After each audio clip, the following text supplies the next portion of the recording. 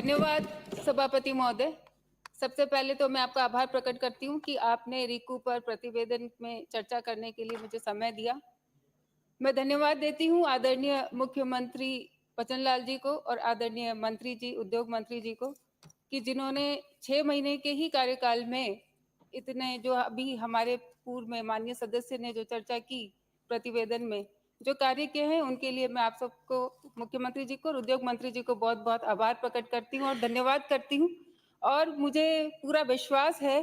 कि 6 महीने के कार्यकाल में जो निर्णय लिए गए हैं, उस आधार पर मुझे भरोसा है कि मेरे जो बाड़मेर का जो क्षेत्र है, जो सीमावर्ती क्षेत्र है,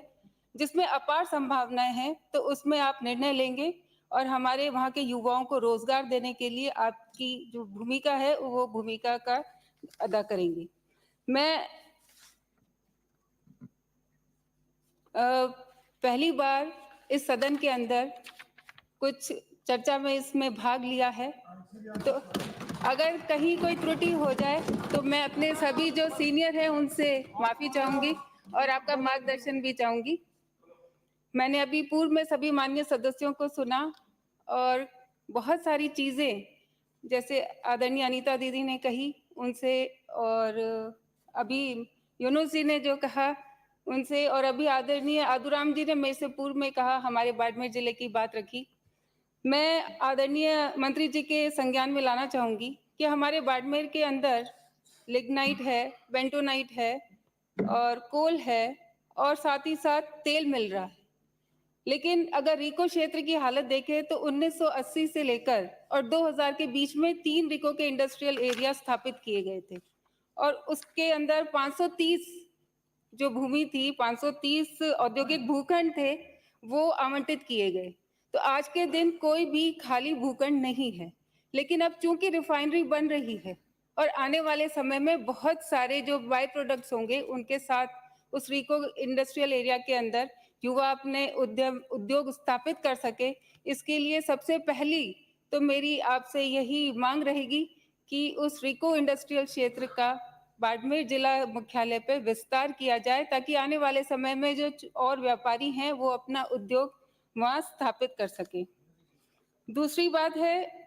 कि ये अच्छी बात है कि एक बालोतरा जिला नया बना है, लेकिन चूंकि पहले के समय में केवल जो शुरुआत हुई थी रिको की वो बालोतरा में हुई थी, लेकिन अब बालोतरा जिला अलग हो गया और बाड़मेर जिला अलग हो गया है। तो जो इकाई कार्यालय है वो अभी बालोतरा के अंदर स्थापित है। अब जो भी नए उपखंड आप सरकार जो डेवलप कर रही है या करेंगी, तो चाहे वो चौटन में हो, शेव में हो, रामसर, धोरीमीना, सेड़वा, गुड़ा मालानी, गडरा रोड, यहाँ सभी प्रस्तावित है कि आने वाले समय में वहाँ रिको का विस्तार होगा। लेकिन अगर वहां से जो उद्योग कर्मी है उनको अगर कोई भी छोटी मोटी बात का है, काम के लिए है, तो उनको बालोतरा जाना पड़ेगा।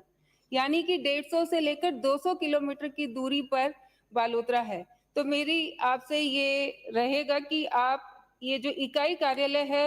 ये जिला बाड़मेर मुख्यालय पर स्थापित करवाने की कृपा कराएं, ताकि जो बॉर्डर पे बैठे हैं, अभी जैसा पहले कहा कि संभावनाएं अपार हैं,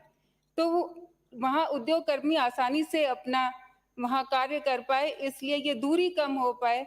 क्योंकि बहुत बड़ा क्षेत्र है, बहुत लंबा चौड़ा क्षेत्र है, और इसलिए ये दूरी कम करने के लिए जो इकाई कार्यालय है वो मुख्यालय पर स्थापित किया जाए। और एक और मांग रहेगी कि ये जो 2000 के बाद रिको का विस्तार हुआ, लेकिन वहाँ की जो मूलभूत सुविधाएं हैं उनको लेकर अभी तक कोई कार्य नहीं किया गया। मैं आपको बताना चाहूंगी कि जो पहले बाईपास रोड थी, अब वो शहर के अंदर आ गई है। तो जो ट्रक्स पहले उस बाईपास रोड का इस्तेमाल करते थे रिको इंडस्ट्रियल एरिया में जाने के लिए, अब चूंकि वो घनी आबादी के बीच में आ गई है, तो वहाँ ट्रक्स को आवागमन में बहुत ज्यादा परेशानी होती है। और इतनी ज्यादा परेशानी है कि कुछ फैक्ट्रीज तो बंद होने की कगार पे आ गई। एक गेट है जो कृषि मंडी के सामने है और दूसरा एक हैंडलूम के बगल से, जो सिर्फ 30 फीट की रोड है। तो मेरा आपसे आग्रह रहेगा कि उस पर जब तक आवागमन